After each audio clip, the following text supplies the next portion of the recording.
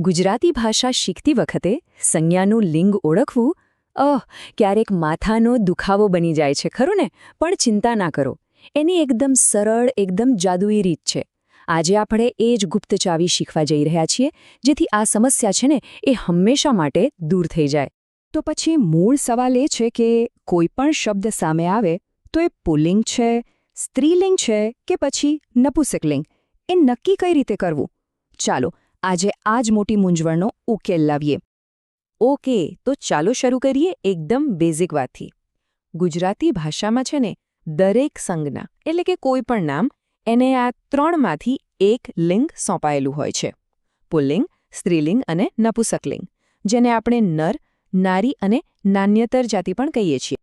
જુઓ, આપણે જે પણ શીખવાના છીએ ને એ સીધું અહીં ગુજરાતી વ્યાકરણના આ પાના પરથી જ લીધેલું છે. મતલબ કે આપણે જે યુક્તિ શીખી રહ્યા છીએ એ એકદમ મૂળ સ્ત્રોતમાંથી જ છે, એટલે માહિતી 100% સાચી છે એની ખાતરી. તો આ આખી યુક્તિનું રહસ્ય શું છે? એકદમ સિમ્પલ. બસ 3 જાદુઈ શબ્દોમાંથી કોઈ એક શબ્દ વાપરીને સંજ્ઞાને એક સવાલ પૂછવાનો છે. અને એ શબ્દો છે કેવો, કેવી અને કેવું. બસ આટલું જ. ચાલો, તો સૌથી પહેલા આપણે વાત કરીએ પુલ્લિંગની, એટલે કે નર જાતિની. અને આને ઓળખવા માટે આપણી પાસે જાદુઈ શબ્દ છે કેવું. નિયમ એકદમ સીધો સાદો છે. કોઈ પણ સંજ્ઞા હોય ને એની આગળ કેવો લગાવીને મનમાં બોલી જવાનું. જો એ સાંભળવામાં સાચું અને સ્વાભાવિક લાગે તો બસ સમજી લેવાનું કે એ સંજ્ઞા પુલ્લિંગ છે.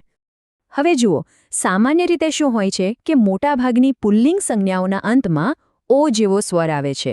જેમ કે ઘોડો, આપણે શું કહીએ? ઘોડો કેવો. પછી કૂકડો, કૂકડો કેવો. અને દરિયો, દરિયો કેવો. જોયું? એકદમ પરફેક્ટ બેસે છે. પણ અહીં જ તો ખરી મજા છે. હંમેશા એવું નથી હોતું કે છેલ્લે ઓ આવે, અને એટલે જ આપણી કેવોવાળી કસોટી સૌથી કામની છે. દાખલા તરીકે પવન, આપણે કહીએ છીએ પવન કેવો, સાચું લાગે છે. પછી હાથ, હાથ કેવો, એ પણ બરાબર. અને સિંહ, સિંહ કેવો. આના પરથી સ્પષ્ટ થાય છે કે ખાલી શબ્દના અંત પર નહીં, પણ આ કસોટી પર જ ભરોસો રાખવાનો. સરસ. તો પુલ્લિંગ હવે એકદમ સ્પષ્ટ થઈ ગયું. તો ચાલો હવે આપણે બીજા લિંગ તરફ આગળ વધીએ. સ્ત્રીલિંગ એટલે કે નારી જાતિ. અને આના માટે આપણો કસોટી શબ્દ છે કેવી. અહીં પણ નિયમ બિલકુલ એ જ છે જેવો પુલ્લિંગમાં હતો. સંજ્ઞાની આગળ કેવી લગાવીને જુઓ. જો એ બરાબર બંધ બેસતું લાગે તો સમજી લેવાનું કે એ સંજ્ઞા સ્ત્રીલિંગ છે. જે રીતે પુલ્લિંગમાં સામાન્ય રીતે છેલ્લે ઓ આવતો હતો, એ જ રીતે ઘણી સ્ત્રીલિંગ સંજ્ઞાઓના અંતમાં ઈ જેવો સ્વર હોય છે. ચાલો જોઈએ. છોકરી, આપણે પૂછીએ છોકરી કેવી. નદી, નદી કેવી. અને સાડી, સાડી કેવી. આ પેટર્ન પણ યાદ રાખવા જેવી છે. અને પાછું એ જ, એવા ઘણા શબ્દો છે જેમના અંતમાં ઈ નથી હોતો, પણ આપણી કસોટી ત્યાં પણ એકદમ કામ કરે જ છે. જેમ કે રાત, આપણે કહીએ રાત કેવી. વાત, વાત કેવી. અને હિંમત, હિંમત કેવી. આ બધા શબ્દો આપણી કેવી કસોટી પાસ કરેલે છે, એટલે એ બધા સ્ત્રીલિંગ છે. ચાલો, તો હવે આપણે આવી ગયા છીએ ત્રીજા અને છેલ્લા લિંગ પર, નપુંસકલિંગ એટલે કે નાન્યતર જાતિ. અને આના માટે આપણો ટેસ્ટ શબ્દ છે કેવું. હવે તો નિયમ એકદમ પાક્કો થઈ ગયો હશે, ખરું ને? બસ સંજ્ઞાની આગળ કેવું મૂકીને સવાલ પૂછવાનો. જો જવાબ મનમાં બરાબર લાગે તો એ સંજ્ઞા નપુંસકલિંગ છે. અહીં પણ એક સામાન્ય પેટર્ન જોવા મળે છે.